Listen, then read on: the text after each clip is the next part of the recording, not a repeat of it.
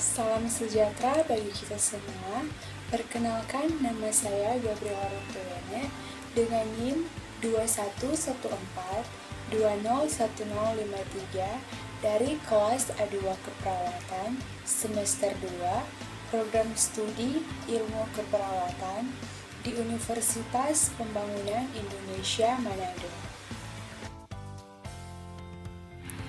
Pada saat ini saya akan memaparkan materi dengan topik menggali sumber historis, sosiologis, politis tentang Pancasila sebagai sistem filsafat.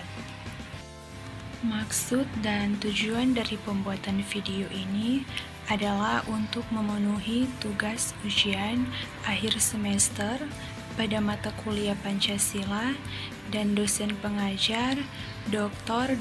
Anda Debbie Syeharende, MSI.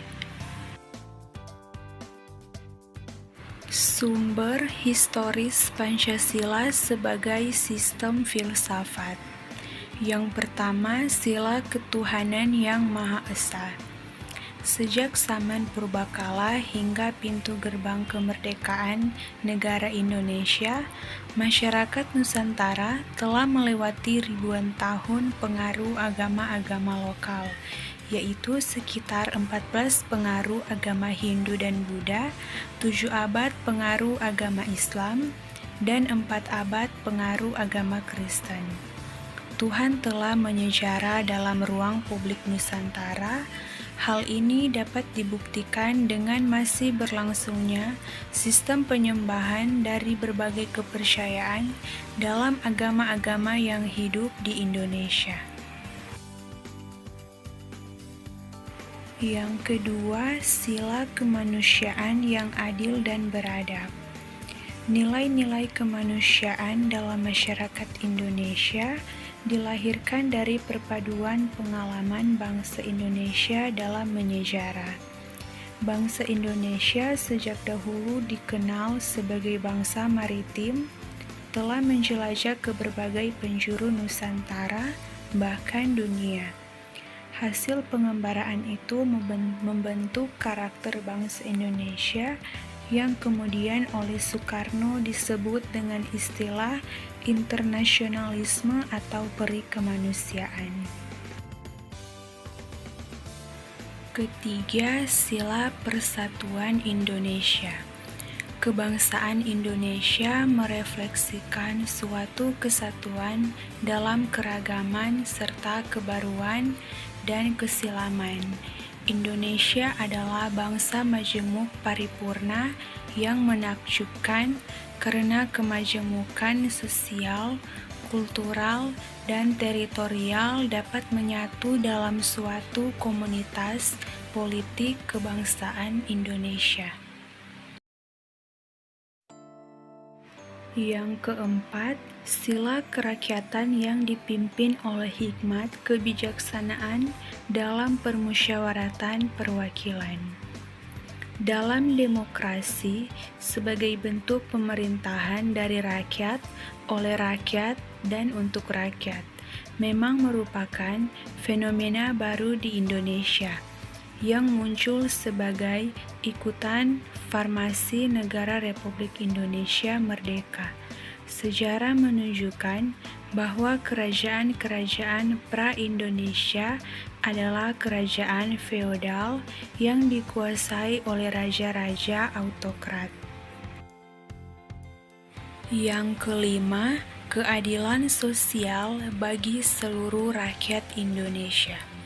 Masyarakat adil dan makmur adalah impian kebahagiaan yang telah berkobar ratusan tahun lamanya dalam dada keyakinan bangsa Indonesia. Impian kebahagiaan itu terpahat dalam ungkapan Gema Ripa Lo Jinawi Tata Tentrem Kerta Raharja. Demi impian masyarakat yang adil dan makmur, itu para pejuang bangsa telah mengorbankan dirinya untuk mewujudkan cita-cita tersebut. Kedua, sumber sosiologis Pancasila sebagai sistem filsafat. Sumber sosiologis Pancasila sebagai sistem filsafat dapat diklasifikasikan ke dalam dua kelompok.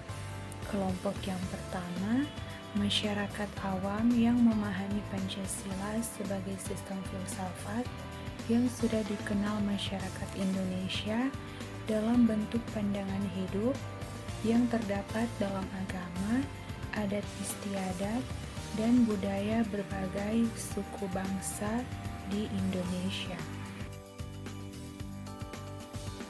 Kelompok yang kedua, masyarakat ilmiah akademis yang memahami Pancasila sebagai sistem filsafat dengan teori-teori yang bersifat akademis, yang memahami sumber sosiologis Pancasila sebagai sistem filsafat dalam pandangan hidup atau kearifan lokal yang memperlihatkan unsur-unsur filosofis Pancasila itu masih berbentuk pedoman hidup yang bersifat praktis dalam berbagai aspek kehidupan.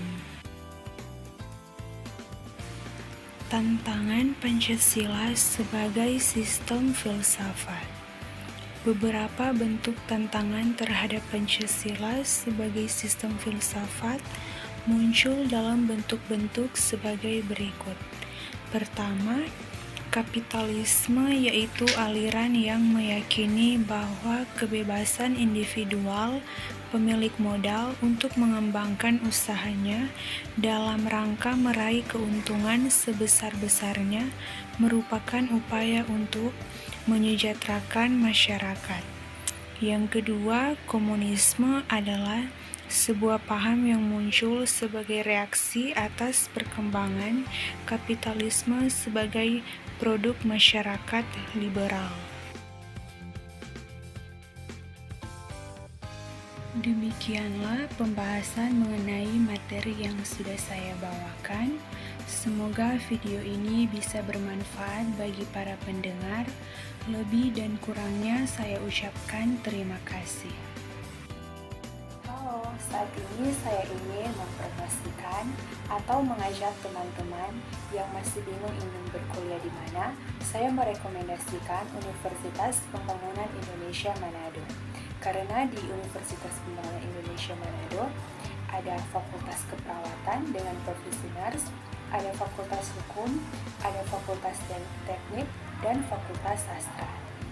Tunggu apa lagi? Mari bergabung bersama kami dan jadilah keluarga besar UNPI Manado.